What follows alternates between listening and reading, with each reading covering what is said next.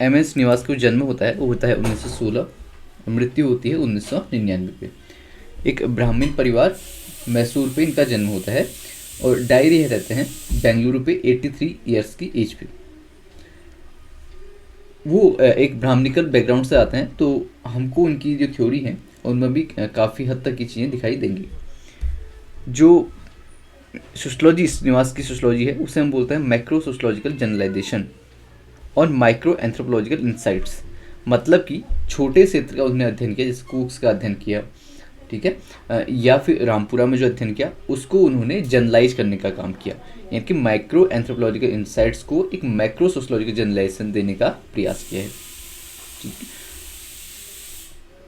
And giving a sweep and perspective to anthropological investigation of small scale communities. Small scale communities जैसे रामपुरा पे उन्होंने अध्ययन किया है, कुक्स पे अध्ययन किया है।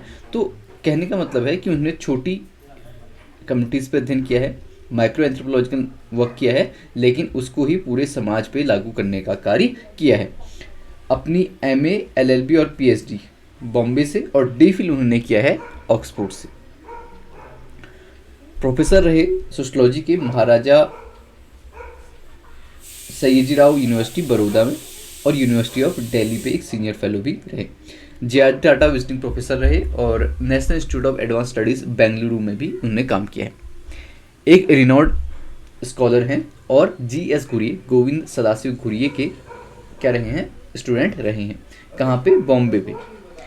उन्होंने भी जिस तरीके से हमने देखा कि जी एस घुरिये ने इंस्टीट्यूशन बिल्डिंग में अपना इंपॉर्टेंट योगदान दिया, इसी तरीके से एम एस श्रीनिवास ने भी इंस्टीट्यूशन बिल्डिंग में अपना योगदान दिया है।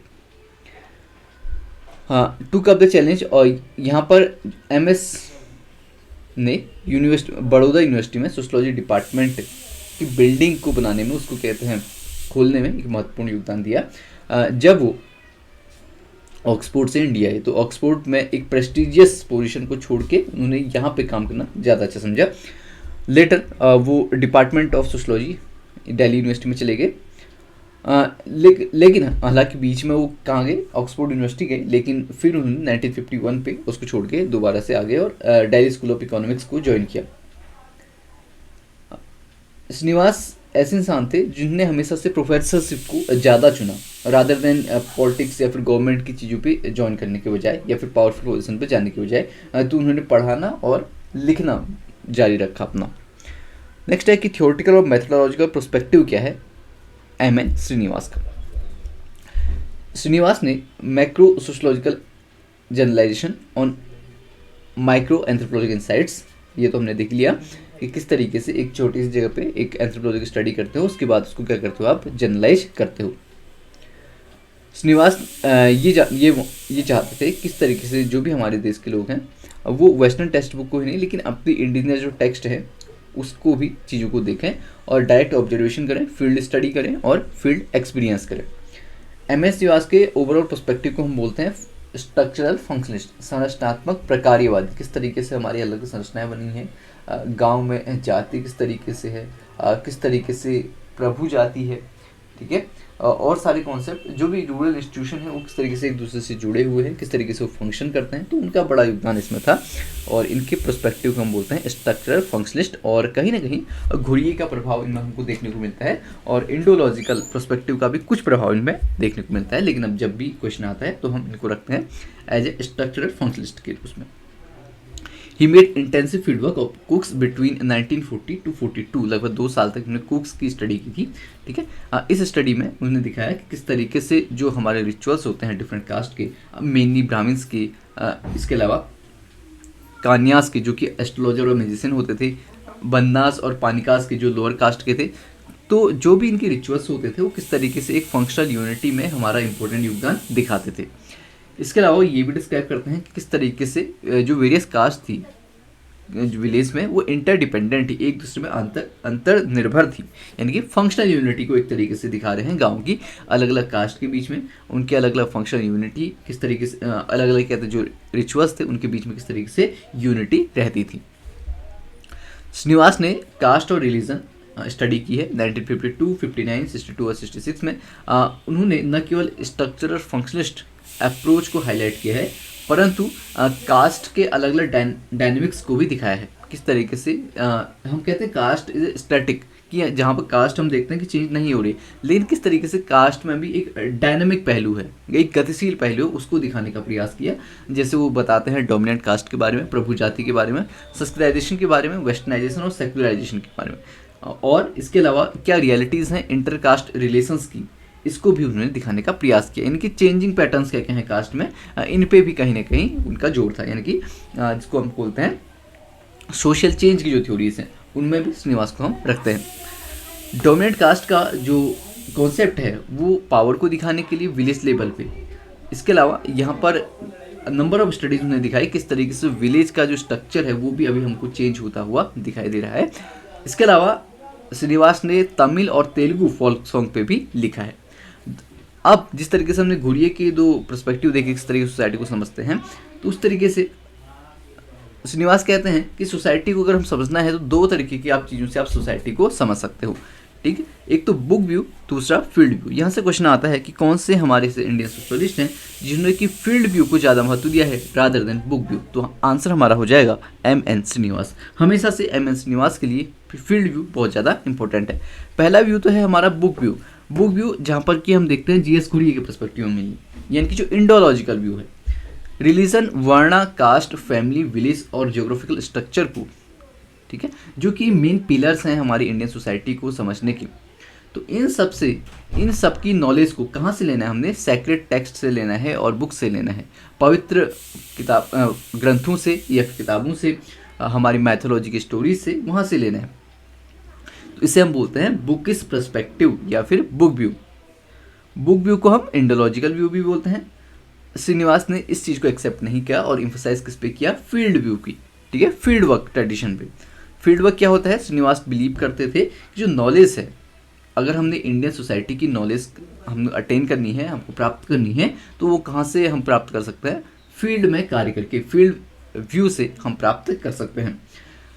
ही प्रिफर्स इम्पेरिकल स्टडी, इम्पेरिकल यानी कि अनुभव सिद्ध, यहाँ के आप खुद फील्ड में जाते हो और वहाँ की स्टडी करते हो, तो उससे हम बोलते हैं इम्पेरिकल स्टडी किसकी, इंडियन सोसाइटी की। इसके लिए उन्होंने स्मॉल रीजन लिए जहाँ पर कि वो स्टडी कर सकते थे, और उन स्मॉल रीजन्स की स्टडी के बाद उन्होंने ग्रैंड थ्योरीज बनाई, यानी कि माइक्रो, जो हमारा एक तरीके से हम कहते हैं कि माइक्रो पे स्टडी करके मैक्रो थ्योरीज बनाई, ठीक है। In this context, field work plays an important role to understand the nativity of rural Indian society। तो इस तरीके से हम देखते हैं कि जो फील्ड वर्क होता है वो हमारी किस तरीके से हमारी रूरल इंडियन सोसाइटी है उसे समझने में एक महत्वपूर्ण भूमिका निभाता है। यहाँ तक चीज़ समझ में आ गई? जी सर। ठीक है। Srinivas also realise the need for mathematical and statistical orientation in sociology. इसके अलावा इसके पहले की जो स्टडी हो रहे थे उसमें कहीं ना कहीं मैथ्स और स्टैट्स कम यूज होती थी, तो उन्होंने ये भी दिखाया किस तरीके से मैथमेटिक्स और स्टैटिस्टिक्स का हम यूज कर सकते हैं। जो उन्होंने अपना एनालिसिस किया है कि Indological and practical nature which explains why the secondary level of analysis describe above is not usually pursued by scholars, the practice consideration are easy to detect, perhaps more in the past than at present. The fear of mathematics drive many brilliant and diligent scholars to the humanistic discipline like sociology। तो यहाँ पर ये भी बात करते हैं कि बहुत सारे ऐसा होता है कि जो हमारे इमिनेंट स्कॉलर्स हो सकते थे, ब्रिलियंट स्कॉलर्स हो सकते थे, वो ह्यूमनिस्टिक डिसिप्लिन सोशलॉजी में इस तरीके इसलिए जाते हैं क्योंकि उन्हें कहीं ना कहीं मैथ्स का फियर रहता है। लेकिन वो यहाँ बात कर रहे हैं कि यहाँ पर भी हमको सोशलॉजी में भी हमको क्या करना है, स्टैट्स का प्रयोग करना है, मैथमेटिक्स का प्रयोग करना है। नेक्स्ट है उनकी कौन कौन सी राइटिंग्स हुई, तो उन्होंने सेवरल बुक्स लिखी हैं on Indian society and culture. वो अपने work religion, village community, caste and social change के लिए बहुत ज़्यादा जाने जाते हैं। इसके अलावा उनका जो प्रभाव है वो रेटल ब्राउन से बहुत प्रभावित हैं। रेटल ब्राउन के स्ट्रक्चर को हमने देखा है किस तरीके से स्ट्रक्चर को डिफाइन करते हैं, क्योंकि रेटल ब्राउन के टीचर रहे थे कहाँ पे, ऑक्सफोर्ड पे। उन्होंने भारतीय समाज को एज ए टोटलिटी देखा है, एक संपूर्णता में देखा है, और अ study which would integrate the various group in its relationship which tribes peasant of various cult and sect. तो यहाँ पर जितनी भी सारी विलेज में चीज़ें थी, चाहे वो हम बात करें ट्राइब्स की, पीजेंट की, वेरियस कल्ट और सेक्ट की, तो उन सभी को साथ में लिया है। उनकी जो राइटिंग्स थी वो बेसिकली इंटेंसिव फील्ड वर्क था साउथ इंडिया पे। जनरली हम बात करते हैं कुक्स और रामपुरा पे। Srinivas produce outstanding work for instance. अब इनके कुछ वर्क्स हैं जो कि हमारे लिए इंपॉर्टेंट है, यहाँ पर इनके भी सारे वर्क्स हमारे लिए इंपॉर्टेंट है, कोई भी आप नहीं छोड़ सकते। Marriage and family in Mysore 1942, religion and society among the Coorgs of south India, Indian villages, caste in modern India and other essays, social change in modern India. Then हमारा है the remembered village, India social structure, the dominant caste and other essays, the cohesive role of Sanskritisation, on living in a revolution and other essays, village, caste, gender and method, Indian society through personal writings. ठीक है, तो ये 12 books हैं जो कि बहुत important है। पहली है marriage and family in Mysore 1942 my, religion and society among the Coorgs of south India 1952 my, India's village 1955, caste in modern India and other essays 1962, social change in modern India 1966, the remembered village 1976, India social structure 1980, the dominant caste and other essays 1987, the cohesive role of Sanskritisation 1989, on living in a revolution and other essays 1992, village, caste, gender and method 1996, Indian society through personal writings 1996। ठीक है, तो ये इतनी books है, 12 books. इसके अलावा उन्होंने कुछ इंपॉर्टेंट ऐसे भी लिखे थे। पहला है on living the revolution 1986, some reflection on dowry. तो हो सकता है कि इस पर क्वेश्चन आए कि किसने डाउरी पे भी अपना काम किया हुआ है, और जहाँ पर एम.एन. श्रीनिवास अगर ऑप्शन में होता है तो एम.एन. श्रीनिवास को आप वहाँ पर टिक कर सकते हो। The insider and the outsider in the study of culture 1984। ठीक है, उनकी जो राइटिंग्स थी वो मोस्टली जो राइटिंग है, जो डायमेंशन हमको देखने को मिल रहे हैं वो सोशल चेंज पे है, सामाजिक परिवर्तन पे हैं। इसके अलावा उनकी सभी राइटिंग्स लगभग हुआ इंटरडिसिप्लिनरी है। ठीक है, जहाँ पर कि अलग अलग डिसिप्लिन्स यूज हो रही हैं। अब देखते हैं कि मेन थीम्स कौन से हैं उनके कंट्रीब्यूशन के। पहला है सोशल चेंज, जहाँ पर कि वो बात करते हैं ब्राह्मणाइजेशन की, ब्राह्मणीकरण की, Sanskritization, westernization, secularization, religion and society, study of village, caste पे अपने व्यूज़, और डोमिनेंट कास्ट। तो ये मेन हमारे टॉपिक्स हैं जहाँ से क्वेश्चन आते हैं और जिसपे एम.एन. श्रीनिवास ने काम किया हुआ है। पहला है सोशल चेंज। तो सोशल चेंज एक थीम जो है वो बहुत सिग्निफिकेंट रही है हमारे इंडियन सोशलॉजिस्ट के लिए, सोशल एंथ्रोपोलॉजिस्ट के लिए, साथ में साथ जो हमारे वेस्टर्न सोशलॉजिस्ट थे उनके लिए भी।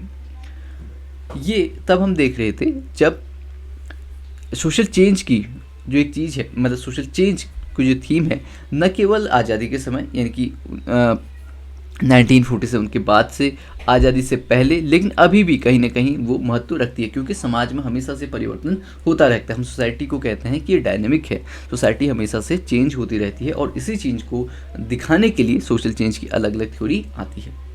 तो श्रीनिवास ये अटैम्प्ट करना चाह रहे थे कि एक मैक्रो लेवल एनालिसिस वो कर सके, large number of micro level findings, बहुत ज़्यादा छोटी छोटी जगहों पे वो अपनी फाइंडिंग्स को जनरलाइज कर सकें, जैसे कि उन्होंने संस्कृताइजेशन में किया है, वेस्टर्नाइजेशन में किया है, और सेकुलराइजेशन में किया है।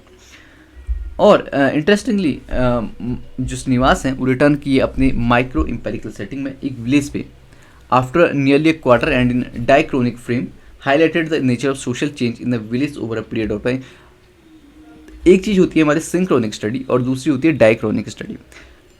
डायक्रोनिक स्टडी में जब आप बार बार उसी चीज़ को विजिट करते हो तो उसे हम बोलते हैं डायक्रोनिक, और एक ही समय में होने वाली स्टडी को बोलते हैं सिंक्रोनिक स्टडी। ठीक है, तो डायक्रोनिक स्टडी की थी उन्होंने विलेज की, अब अलग अलग समय पे वो विलेज को दोबारा विजिट करते गए और फिर से जो नई इंसाइट्स आई उसको अपनी राइटिंग्स में शामिल किया।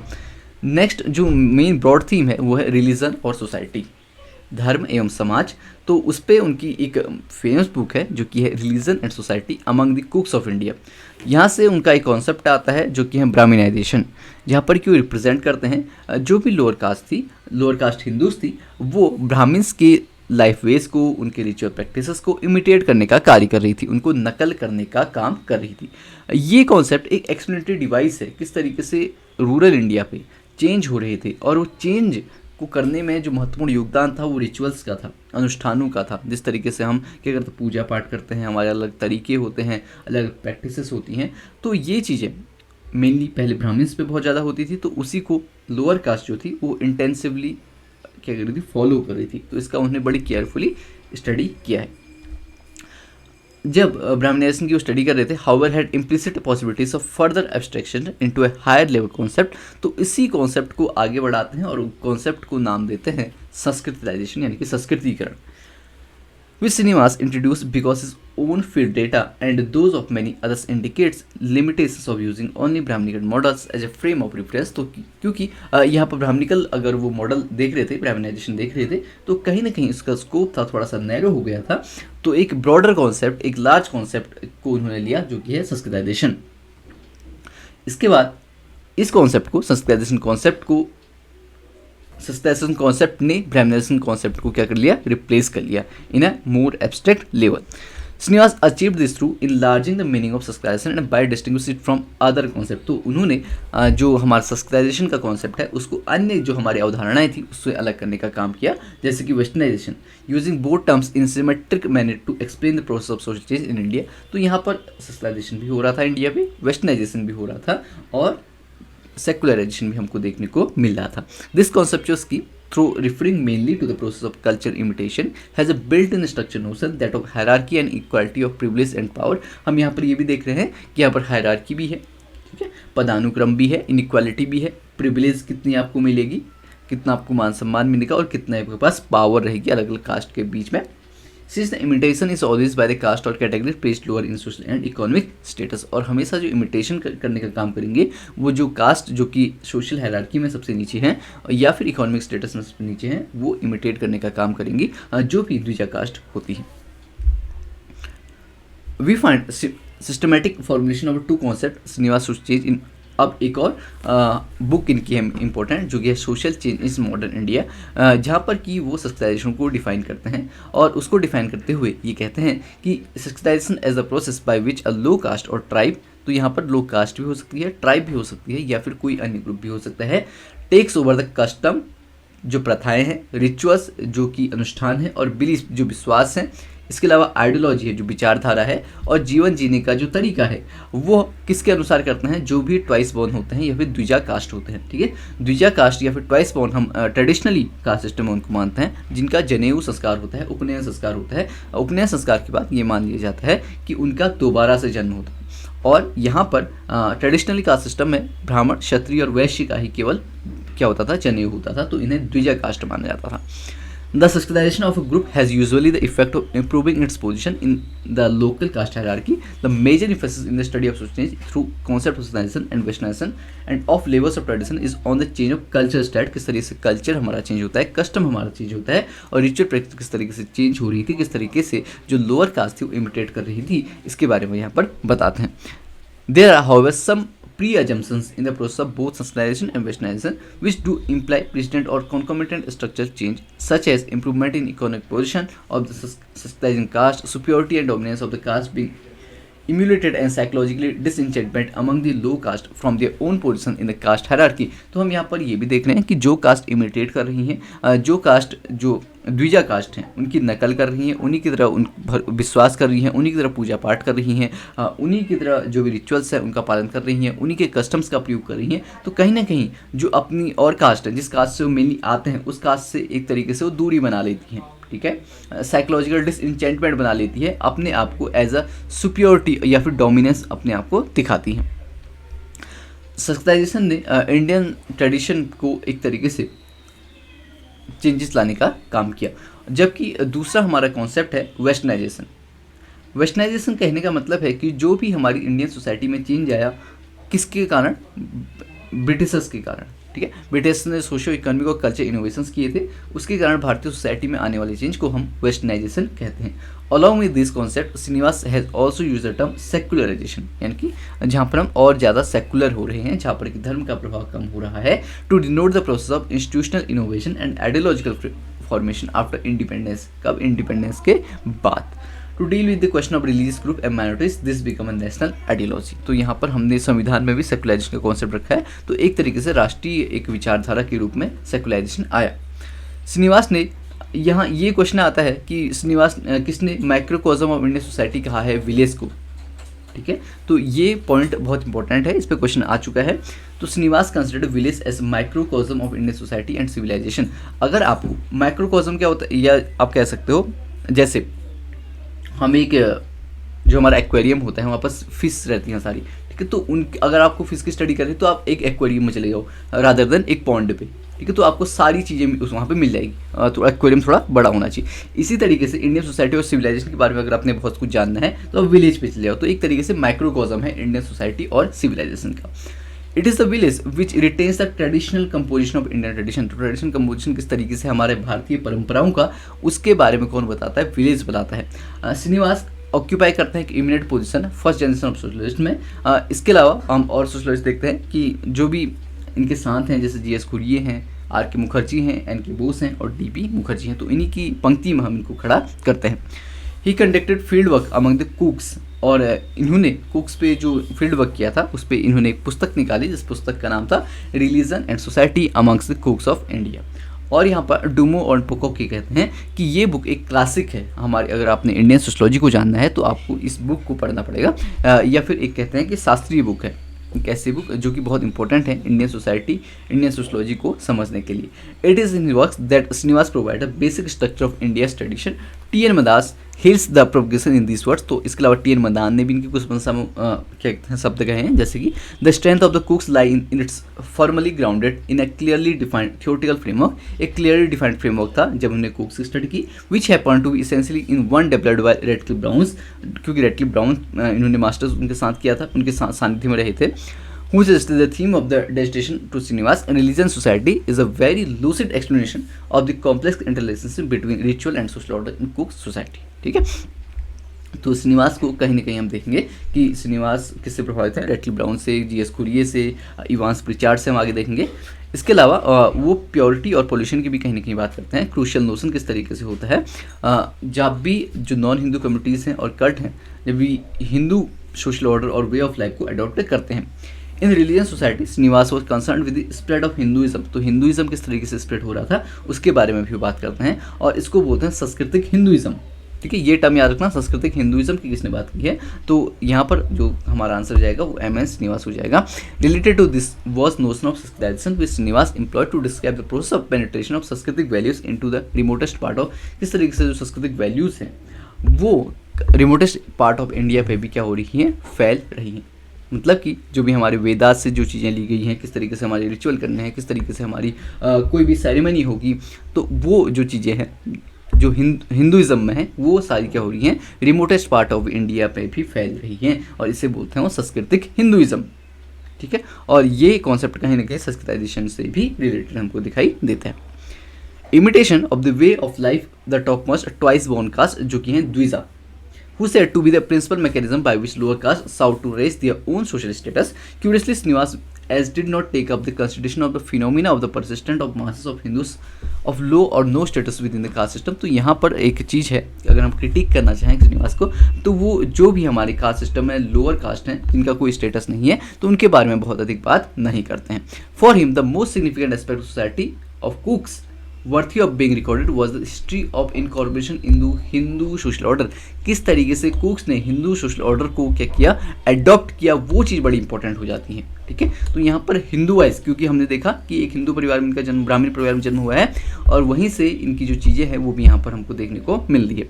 Srinivas thinks that the only meaningful social change is that which takes place among the weaker section for attaining higher status by imitating value of twice born. तो सबसे इंपॉर्टेंट सोशल चेंज हमारी society में तभी आया है, या फिर सबसे मीनिंगफुल सोशल चेंज हम उसे ही कहेंगे, जबकि जो वीकर सेक्शन ऑफ सोसाइटी है वो हायर स्टेटस को अटेन कर रही है, उनको इमिटेट कर रही है जो भी वैल्यूज हैं किसकी, ट्वाइस बोर्न की, द्विजा कास्ट की, ब्राह्मण क्षत्रिय वैश्य की। और ये किसके द्वारा होता है, लोअर कास्ट या फिर ट्राइबल्स के द्वारा होता है। ठीक है, who face in the race of imitation are doomed to remain backward. और जिन्होंने इस इमिटेशन में, इस नकल में भागीदार जो नहीं बने, वो फिर क्या हो जाते हैं, बैकवर्ड ही रह जाते हैं। ठीक है, ये वर्ड किसके हैं, श्रीनिवास के हैं। Srinivas spell the doom as follows, splinter like आमाकुक्स are decades if not centuries in advance of their parent groups. तो जो कुक्स हैं, आमा कुक्स हैं, वो अपने जो पेरेंट ग्रुप हैं और जो उनके साथ के ग्रुप हैं, क्योंकि उन्होंने क्या किया है, एक तरीके से दूसरे कास्ट की चीज़ों को अडॉप्ट किया है, तो वो बहुत अधिक जल्दी से एडवांस हुए हैं। The former have solved this problem by succeeding their customs entirely while the latter are more conservatives. ठीक है, तो जो उनके अलावा और ग्रुप्स थे वो बड़े कंजर्वेटिव रहे। वो कहते हैं उन्होंने द्विजा कास्ट के जो भी कस्टम्स थे, बिलीव्स थे, या फिर कहें की जो भी आइडियोलॉजी थी उसको इमिटेट नहीं किया, इसलिए वो पिछड़े रह गए, इसलिए वो रूढ़िवादी रह गए, कंजर्वेटिव रह गए। लेकिन जिन्होंने इमिटेशन किया वो कहीं ना कहीं क्या हुए, बहुत आगे उनसे बढ़ गए अगर दोनों को कंपेयर किया जाए। With what Srinivas spells out about the imitating lower caste seems to be the announcement of a new age. और जिन्होंने ये इमिटेट किया वो कहीं ना कहीं आगे बढ़े और एक नई शुरुआत हमको देखने को मिली। If we attempt to identify tradition of Indian society, according to Srinivas, these are found among the higher caste, the twice born. In other words, the traditional ritual and beliefs which are held and said by Brahmins, Baniyas and Rajputs. ठीक है, तो ये 3 cast हमारी आती हैं किस पे, twice borns पे, ब्राह्मी, बनिया और राजपूत, जो कि इंडियन ट्रेडिशन को, भारतीय परंपराओं को संभाले रखती है, भारतीय परंपराओं में समाहित रहती है। And the belief of the lower section of society, the untouchables and the tribals do not have any status as tradition. तो जो परंपराएं थी वो परंपरा, अगर हम इंडियन ट्रेडिशन की कभी बात करते हैं, भारतीय परंपराओं की बात करते हैं, तो हम मेनली ब्राह्मिन्स, बनिया और राजपूत की परंपराओं की बात करते हैं। वहाँ पर हम जो ट्राइबल्स हैं और अनटचेबल्स हैं उनकी परंपराओं की बात नहीं करते हैं। उनके अनुसार जो भारतीय परंपराएं थी वो हाई कास्ट हिंदू ट्रेडिशन था। ठीक है, लोअर कास्ट ट्रेडिशन को इंडियन ट्रेडिशन नहीं मानते हैं। यहाँ पर उनकी खुद की बायस हो सकती है, लेकिन अकॉर्डिंग टू श्रीनिवास जो हाई कास्ट हिंदू ट्रेडिशन है उन्हीं को हम परंपराओं के अंतर्गत रखेंगे। Obviously but he anchors tradition into socialization. Srinivas were actually interested in caste, तो कास्ट पे वो बहुत ज़्यादा क्या थे, इंटरेस्टेड थे। He consider it to be the structural basis of Hinduism. जो भी हमारे ट्रेडिशंस जो किसके पास है, ब्राह्मण, क्षत्रिय और वैश्य के पास है, वो ही ट्रेडिशन मेन ट्रेडिशन है और ये स्ट्रक्चरल बेसिस है हिंदुइज्म का। He was not only fascinated by Hinduism in its holistic form. तो होलिस्टिक फॉर्म में हिंदुइज्म को नहीं देखना चाहते थे, बल्कि उन्होंने सिर्फ क्या देखा, एक एस्पेक्ट उसका देखा जो कि था कास्ट सिस्टम।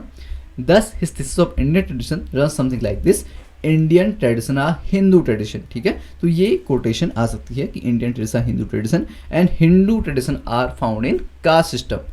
ये कोटेशन किसकी है, M.N. श्रीनिवास की है, कि वो कहते हैं कि जो भारतीय परंपराएं हैं वो मुख्य रूप से क्या है, हिंदू परंपराएं हैं। और हिंदू परंपराएं कहाँ पर हमको देखने को मिलती हैं, कास्ट सिस्टम में देखने को मिलती है। Holistic Hinduism is beyond his scope और डिस्कोर्स। तो होलिस्टिक हिंदुइज्म को ना देख के कास्ट सिस्टम को उसमें देखा है। नेक्स्ट है स्टडी ऑन ऑफ विलेज, जो विलेज में उन्होंने स्टडी की है। रिलीजन और कास्ट के अलावा उनका जो थर्ड ट्रेडिशन है वो है विलेज की स्टडी। यहाँ पर वो अपने मेंटोर रेडक्लिफ ब्राउन से बड़े प्रभावित होते हैं, जबकि वो इंडिया पर सेटल करते हैं आफ्टर रिटर्निंग फ्रॉम ऑक्सफोर्ड।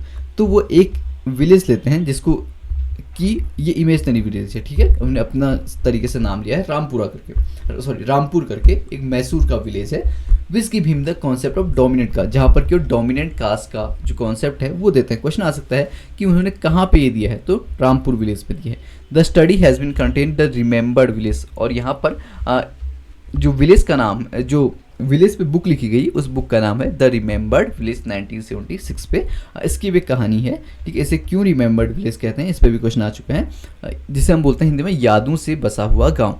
क्योंकि जब इन्होंने अपना काम पूरा कर दिया था रामपुर पे, तो उसके बाद जो इन्होंने पेपर कलेक्ट किए थे, जो फील्ड वर्क था, जो सारा डेटा था, वो अनफॉर्चुनेटली क्या हो गया था, जल गया था। तो उन्होंने अपनी यादों के सहारे ही जो भी डेटा था उसको लिखा है। ठीक है, तो इसीलिए ये जो विलेज है जो है यादों से सजा हुआ विलेज या फिर द रिमेंबर्ड विलेज, इसका नाम पड़ा। ठीक है, इस बुक का नाम भी ये पड़ा। It is here only the Srinivas takes some time to discuss social and economic changes which has take place in Rampura. तो किस तरीके से हमारे रामपुरा में सोशल एंड इकोनॉमिक चेंजेस हुए। Technological changes has occupied a prominent place in the life of people of Rampura soon after independence. जो भी technology हमारी आ रही थी तब, जैसे कि टेलीविज़न आ रहा था या फिर और सारे टेलीफोन्स आ रहे थे, तो उसको रामपुरा के लोगों ने बड़े ही प्रोमिनेंटली क्या किया, अडॉप्ट किया। Technological change of course went hand in hand with economic, political and culture. तो जिस तरीके से हमारी क्या चेंज हुई, टेक्नोलॉजिकल चेंज हुआ, उसी तरीके से इकोनॉमिक, पॉलिटिकल और कल्चर चेंज भी हमको देखने को मिला। तो मेन एम जो था वो था कि किस तरीके से हम भारतीय समाज को, इंडियन सोसाइटी को क्या कर सके, समझ सके। और उनके लिए इंडियन सोसाइटी क्या थी, एक कास्ट सोसाइटी थी, और मेनली हिंदू सोसाइटी की बात करते हैं। उन्होंने रिलीजन, फैमिली, कास्ट और विलेज को स्टडी की है। और यहाँ पर वो फंक्शनिस्ट जैसे कि रेडक्लिफ ब्राउन और रॉबर्ट रेडफील्ड, इवांस प्रिचार्ड, इन लोगों से बहुत ज़्यादा प्रभावित हमको देखने को मिलते थे। Ideologically they believe in status को, जो भी हमारे फंक्शनलिस्ट होते हैं वो स्टेटस को पे भी डील करते हैं कि जिस तरीके से चीज़ें हो रही हैं चीज़ें उस तरीके से ही होनी चाहिए, कोई भी समाज में बदलाव नहीं होना चाहिए। अगर एक फंक्शनिस्ट है तो वो कहेगा कि जैसे दलित सर्वाइव कर रहे हैं वो उसी तरीके से सर्वाइव करनी चाहिए जिस तरीके से एक हेजमनी हमको सबअल्टर्न्स के बीच में, अधीनस्थ के बीच में देखने को मिल रही है, जो भी अन्य लोग उनको दबा रहे हैं तो वो चीज़ें क्या होनी चाहिए, चेंज नहीं होनी चाहिए, उनका भी कुछ ना कुछ फंक्शन है। Srinivas search for the identity of traditions marks him infer that the Indian tradition are found in caste, village and religion.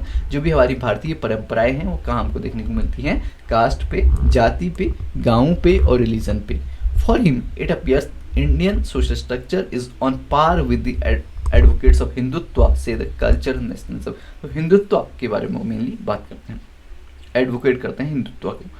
Srinivas दो talks about the economic and technological development. All through his works he pleads for change in caste, religion and family. तो cast, religion और family में किस तरीके से change होनी चाहिए उसके बारे में हालांकि वो बात करते हैं, ठीक है। Even in the study of this area he side tracks lower segment, लेकिन उन्होंने अपनी स्टडी में जो भी ये एरियाज थे उनको कहीं ना कहीं साइड ट्रैक्स कर दिया, मतलब एक तरीके से बाहर निकाल दिया, मार्जिनलाइज कर दिया। They are like untouchables for him. Srinivas extensively talks about the social evil of caste society. Caste society में किस तरीके से सोशल इविल हैं उसके बारे में भी, सामाजिक बुराइयां हैं कास्ट सिस्टम की, तो उसके बारे में भी वो बात करते हैं। He pleaded for change in caste system and discuss westernization modernization a rival paradigms of change. जो कास्ट सिस्टम में ये बुराइयां हैं इनके लिए किस तरीके से जो वेस्टर्नाइजेशन हो रहा है और क्या हो रहा है, मॉडर्नाइजेशन हो रहा है, उससे चीज़ों चेंज होती हुई दिखाई देंगी। नेक्स्ट है, but his perspective of change in primary Hinduism और traditional in his zeal for promoting secularization he has marginalized and alienated religious जो माइनॉरिटीज़ थी, ठीक है, उनको कहीं ना कहीं उन्होंने साइडलाइन करने का काम किया है। For him Hindu tradition are those which are manifested in caste and village. तो Indian tradition are those which are manifested in caste and village. जो भारतीय परंपराएं हैं वो कहाँ पर हैं, विलेज और कास्ट पे हैं। हिज ट्रेडिशन आर हिंदुआइज्ड ट्रेडिशन, उनकी जो ट्रेडिशन है वो हिंदुआइज्ड ट्रेडिशन है और उनमें किसी भी तरीके का सेकुलर सेंस हमको नहीं देखने को मिलता है, धर्मनिरपेक्ष एक लेंस नहीं देखने को मिलता है। Srinivas in straightforward way reject secularism, और उन्होंने सेकुलरिज्म को, धर्मनिरपेक्ष को क्या किया है, रिजेक्ट किया है and stand with in favour of Hindu tradition के फेवर में वो कहीं नहीं दिखते हैं। जब उन्होंने इंडियन सेकुलरिज्म का क्रिटिक, उनका एक आर्टिकल आया था टाइम्स ऑफ इंडिया पे, तो वहाँ पर he finds secularism wanting because he believes that India needs a new philosophy to solve the culture and spiritual crisis facing the culture and the philosophy can not be secular humanism. तो India को अगर समझना है, India में अगर चीज़ों को बेहतर करना है, इंडिया के कल्चर को समझना है, इंडिया के स्पिरिचुअल क्राइसिस को समझना है, तो हमको एक नई फिलोसफी चाहिए होगी, नया क्या चाहिए होगा, दर्शन शास्त्र चाहिए होगा, लेकिन वो कभी भी सेकुलर ह्यूमनिज्म नहीं हो, सेकुलरिज्म इसका कोई सॉल्यूशन नहीं होगा। It has to be firmly rooted in God as creator and protector. Srinivas construction of sectarianism and dominant caste put him closer to Hindutva ideology of cultural nationalism. तो cultural nationalism की जो Hindutva ideology है उसके वो बड़े ही करीब आ गए, और यही चीज़ हम कहीं ना कहीं G.S. घुरिये में भी देखने को देखते हैं। At this stage of discussion, Doshi comments regards India tradition. It can be said that any tradition emanating from caste system cannot be nation's tradition as the constitution has directed caste. कोई भी tradition जो कि caste system से आ रहा है वो पूरे nation का ट्रेडिशन नहीं हो सकता, एक बात करते हैं, ठीक है। और इस तरीके से उन्होंने कॉन्स्टिट्यूशन ऑफ कास्ट को भी रिजेक्ट किया है। तो ये रिमार्किंग है, लेकिन मेनली हमको इसका याद करना है, M.N. श्रीनिवास का याद करना है।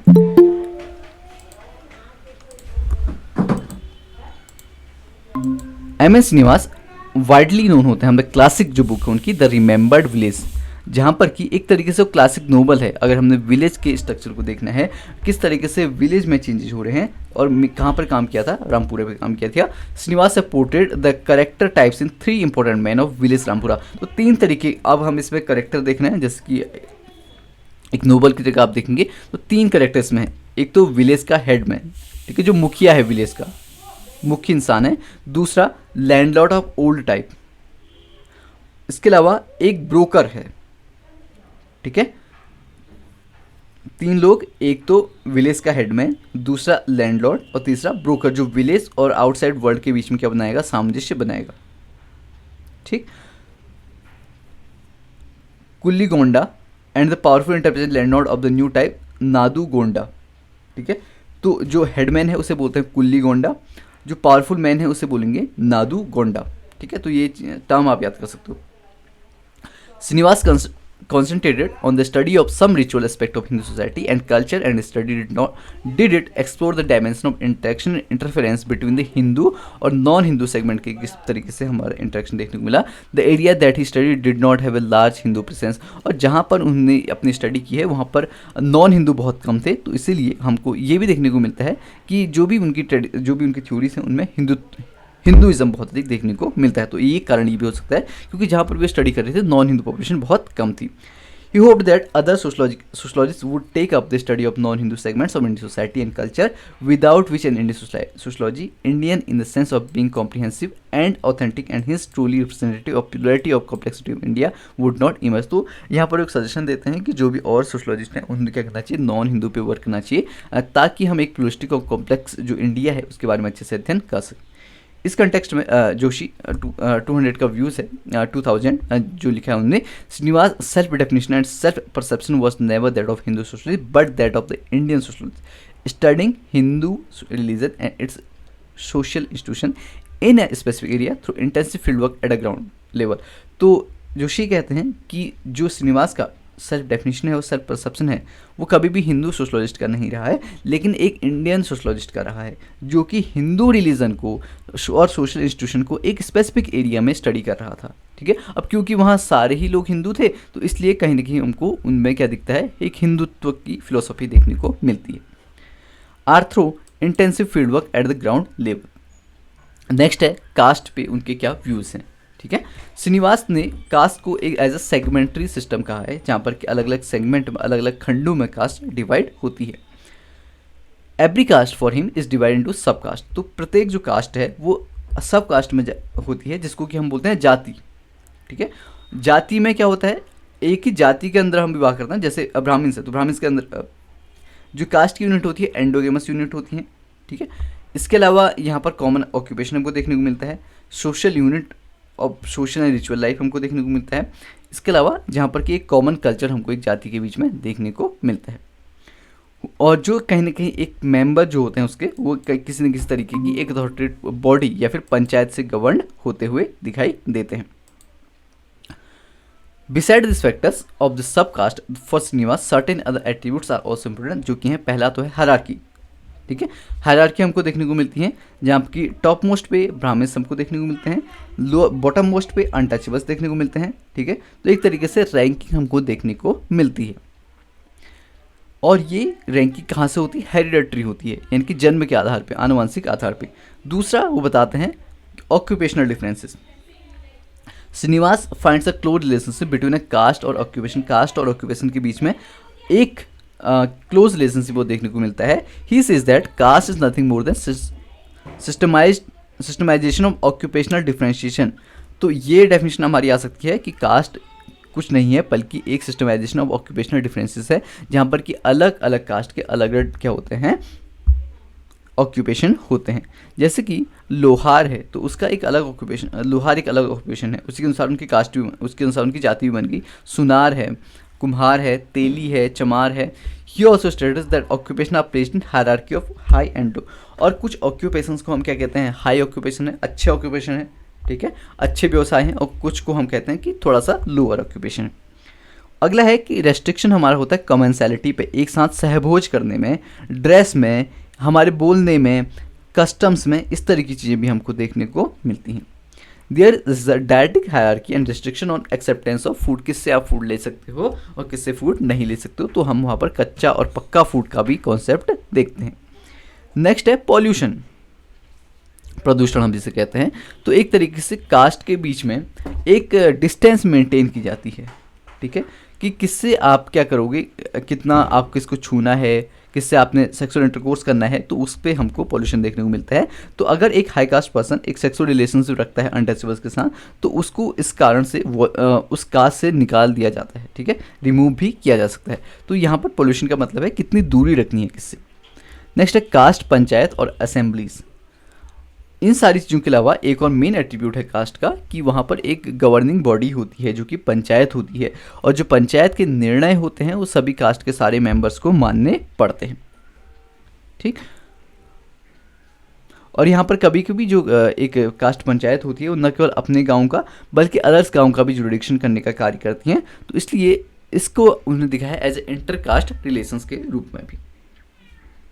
नेक्स्ट हम टॉपिक देख रहे हैं संस्कृताइजेशन।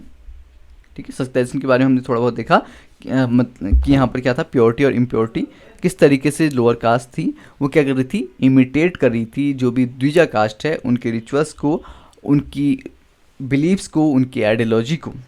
ठीक है, अब यहाँ पर वो किस तरीके से चीज़ें कर रहे थे, कौन कौन सी चीज़ें इमिटेट कर रहे थे।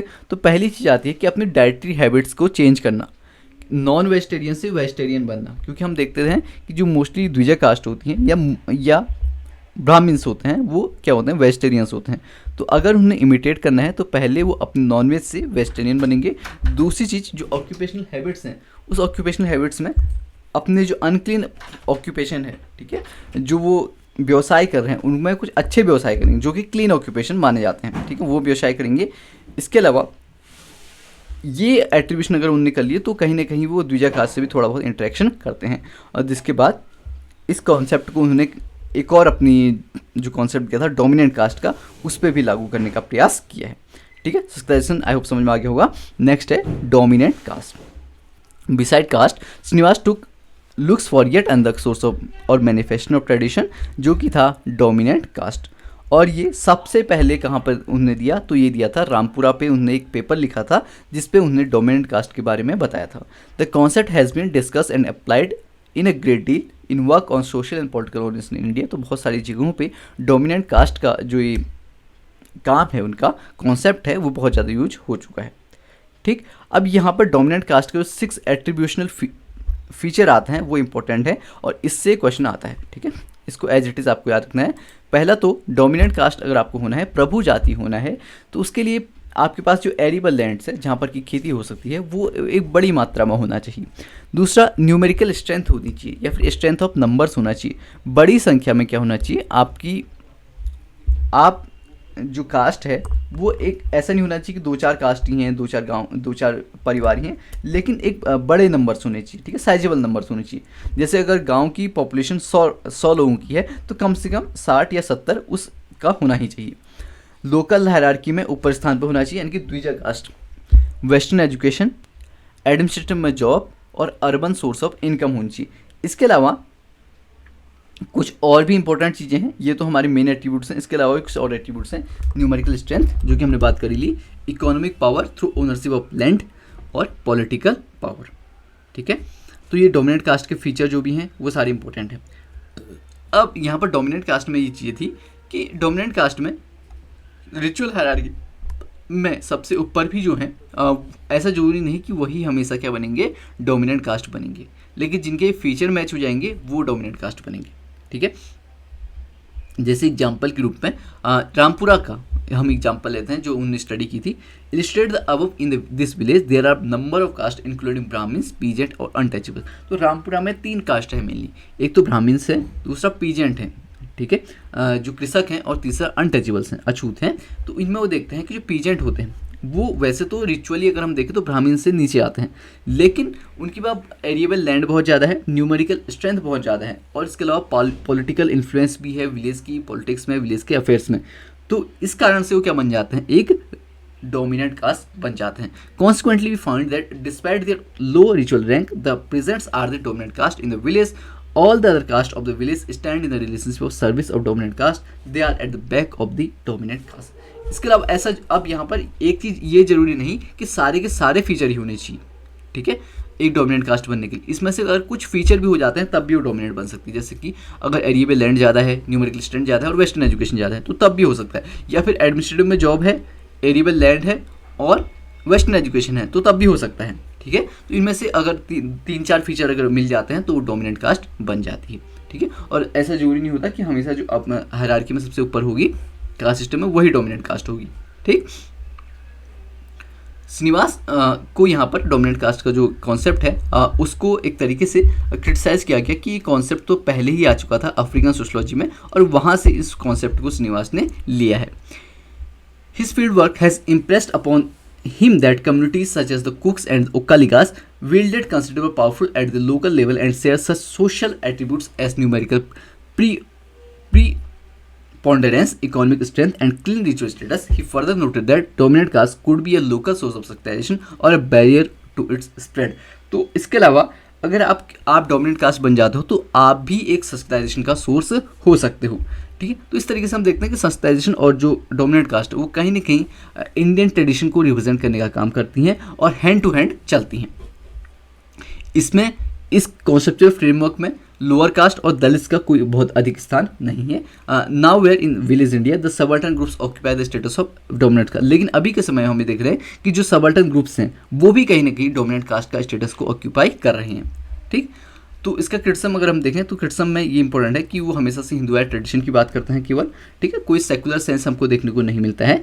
इसके अलावा जो रिलीजियस माइनॉरिटीज़ हैं, ठीक है, धार्मिक आधार पर जो अल्पसंख्यक उनको नेग्लेक्ट करते हैं।